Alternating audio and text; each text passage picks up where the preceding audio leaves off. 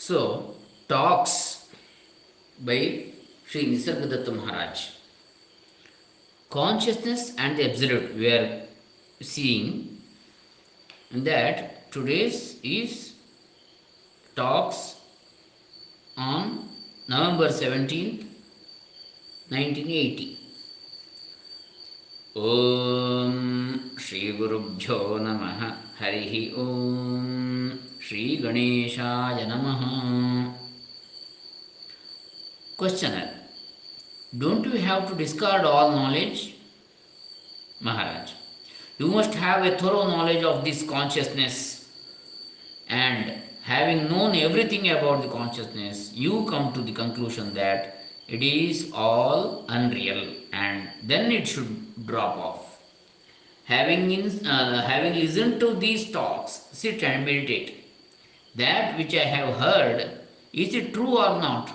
Then you will understand that this is also to be discarded. The principle which can pass judgment on whether the world is or is not, that principle antedates the world.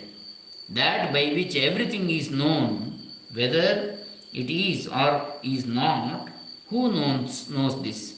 When I say Parabrahman, then you say that you understand. Names are merely an instrument for communicating. Do you understand what I am driving at? Question.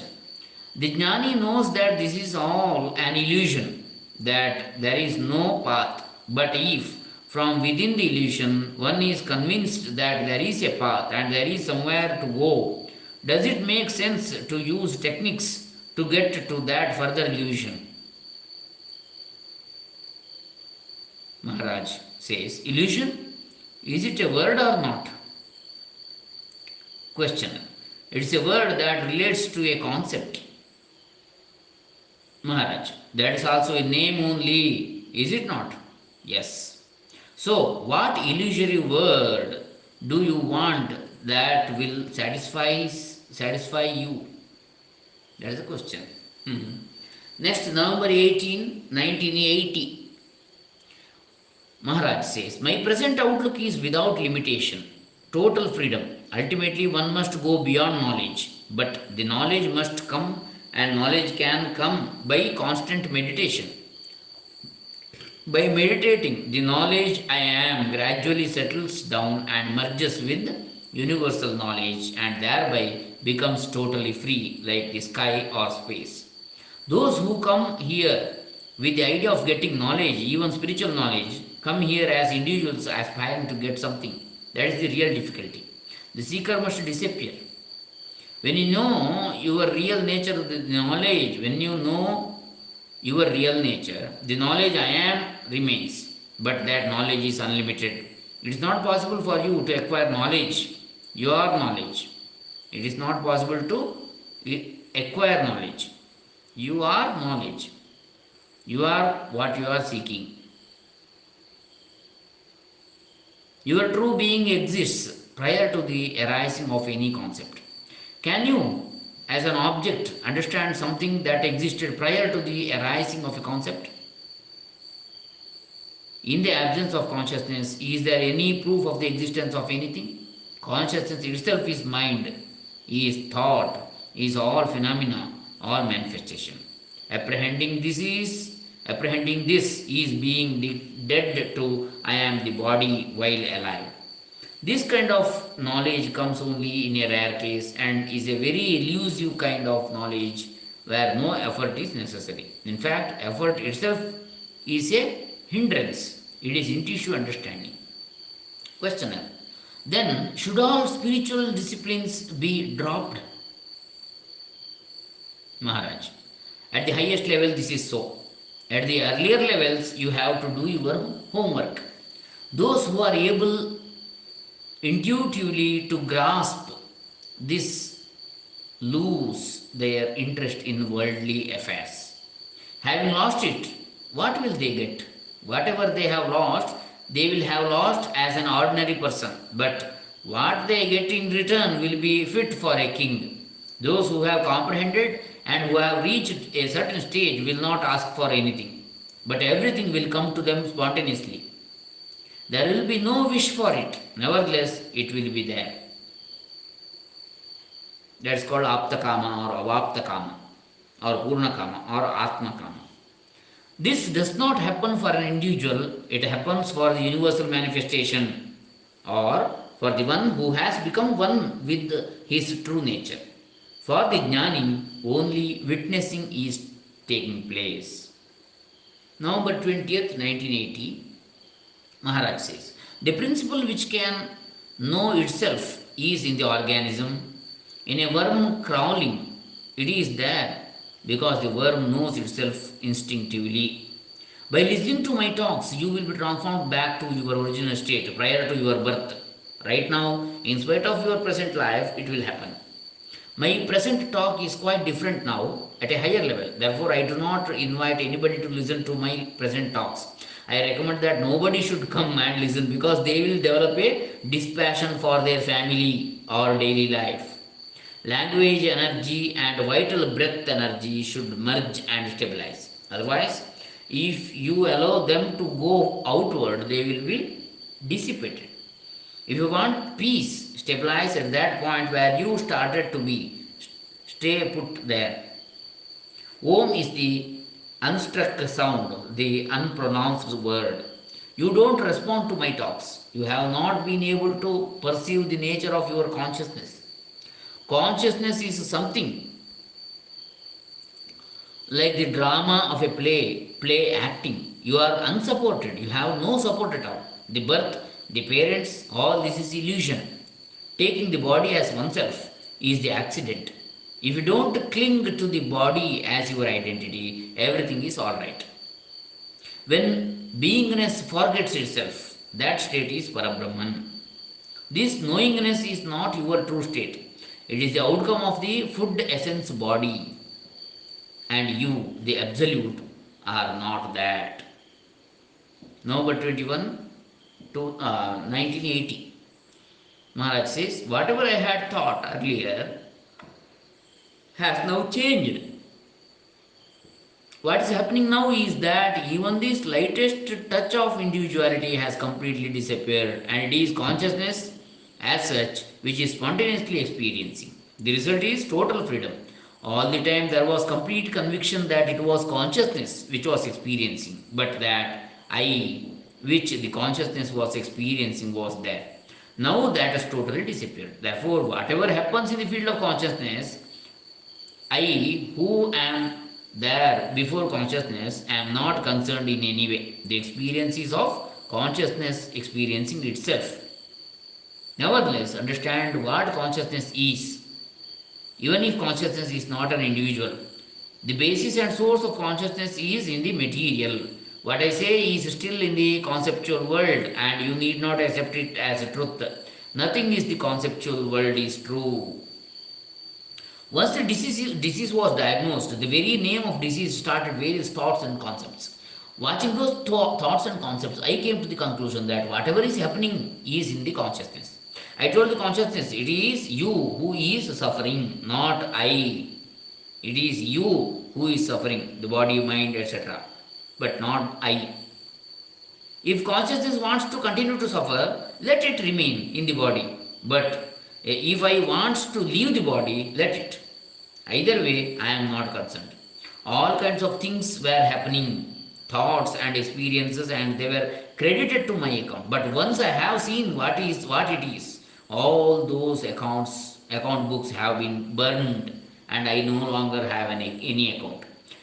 How amusing it is to see someone who thinks of himself as an individual, who thinks of himself as a doer or achiever. Whatever is happening and experiencing of the happening takes place in this consciousness when the I am arises. November 24, 1980. Questioner. If there is no difference between what is prior to birth and what is after death, there is no difference. Is there any reason for attempting to learn who we are now? Isn't it all the same? Maharaj says, the light coming from the sun and the sun itself, is there any difference? Questioner. The only difference is what happens in the middle. Maharaj says, whatever happens between birth and death is also an expression of the consciousness only. Even the realm of consciousness you pass the time entertaining various concepts. What else are you doing? Is Maharaj playing with various concepts? No, it is the consciousness it plays by itself. Does Maharaj's consciousness play? Even though he is detached from it? Consciousness is not private property, it is universal. Though we understand this, sometimes it seems confined to a body. You are trying to understand with the intellect. Just be. When I tell you that you are that dynamic manifest knowledge, you are everything. What else do you want? I am aware that I came here because Maharaj gives me the mirror, but this time he is showing me that I am my own mirror. That is why you should not stay for long. After we leave here, what are we to do? Maharaj says, it is up to you. If you abide in consciousness, everything will be happening spontaneously. If you are still at body mind level, you will think that you are doing something. If you really abide in what I say, you become one with yourself.